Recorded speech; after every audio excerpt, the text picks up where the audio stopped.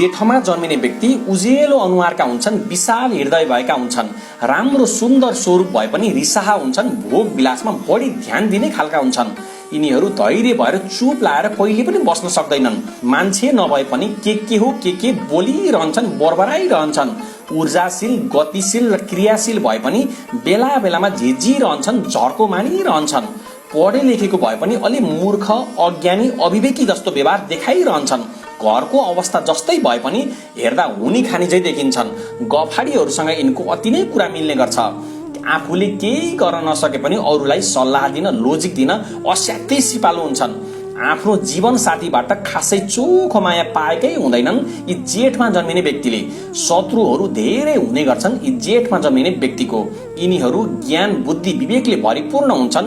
अनुभवको आधारमा जीवन बिताइराखेका हुन्छन्। साँच्चीकै भन्नुपर्दा यो माया मोहको संसारबाट टाढा रहेर बाँच्न चाहन्छन्। जोगी, साधु, सन्त, महात्माको जिन्दगी बिताउन चाहन्छन् यी जेठमा जन्मिने व्यक्तिले।